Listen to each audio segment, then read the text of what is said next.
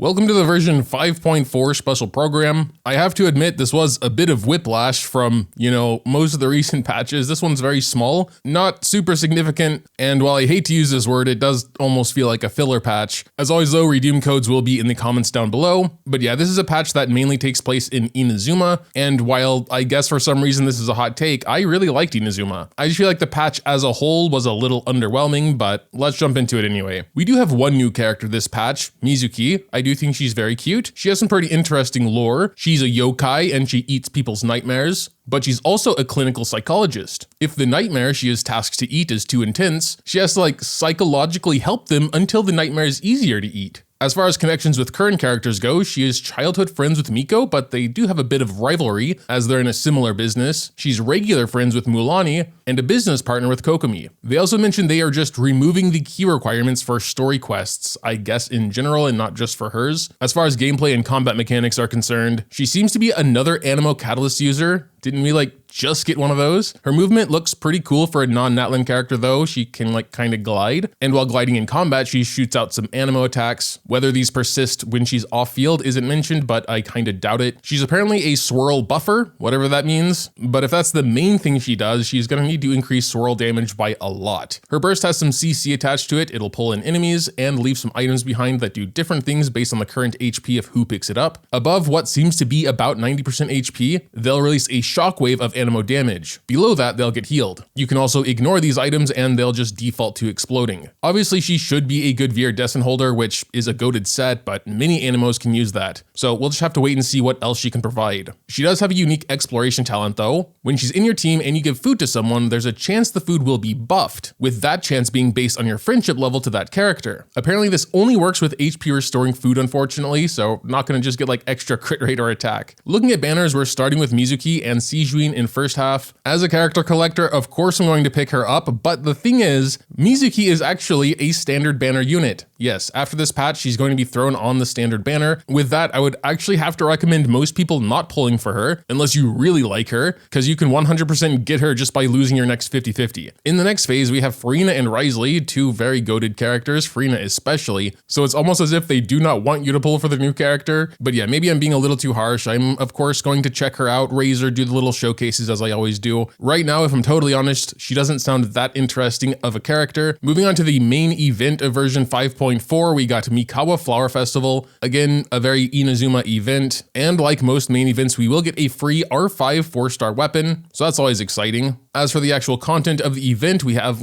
puzzle platforming to start. In the next part, we have puzzle platforming, but in 3D this time. Well, I'd say this one falls probably more under puzzle than platforming. Next up, we have this minigame thing where we're just hitting balls back. Can play this solo or co-op. And finally, what actually carries this entire update, the bathhouse. Let's go. They were pretty light on the details for everything, bathhouse included, so I'm just gonna say that. For the other events, we got Anthology Chapter. It seems to be entirely story-based. You can find characters in the open world and they'll tell you some stuff. The next event sounds really cool though. It's called Realm of Tempered Valor. It's a 25-floor combat event, with the enemies getting harder and harder as you go up. At a certain floor, you will also get an event-exclusive name card. You can also play this solo or co-op, which is pretty neat. I'm probably going to just try it solo though. I think with a little twist that could make for an interesting video. But yeah, I haven't seen something like this in Genshin yet, so kind of looking forward to checking this out actually. Then we got Invasive Fish Wrangler, which is a fishing event, but looks funner than actual fishing, so that's nice. Real Adventure. We make a commercial using clips. We've seen something like this before, at least once, maybe twice. Very casual. We got an update for TCG. I know I'm supposed to just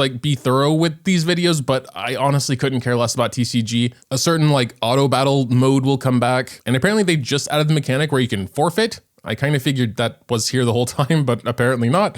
Now you can forfeit, let's go. Double A-line rewards, as it is basically every patch. And now we're moving on to quality of life or system optimizations. Oftentimes, these are the things I'm most excited about when it comes to a patch, but sadly, these are also a little bit underwhelming. We will get a training guide update, which makes it easier to farm. The game will show you what you need when you're at the right place, which admittedly is kind of handy. I kind of doubt I'm going to go through the trouble of even going into the training guide in the first place, to be honest, but I'll at least give it a look-see and see if it's worth doing. Another small but handy one is when you click on the craftable amount in this item screen, it'll open up your map and you can more easily teleport. If you're on PC with keyboard and mouse, they added a filter at the top to only see certain elements. As someone who has every character, this should make finding a specific one easier, so again, it's pretty cool. They added some weapon filtering so you can sort by secondary stat. They finally added the auto add button for weapon refinements so you can do all 4 at the same time for this new event weapon, for example. And finally, an update to Serena Teapot. You can find Tubby easier and can craft furniture anywhere. And that was basically it. I don't have many final thoughts this time.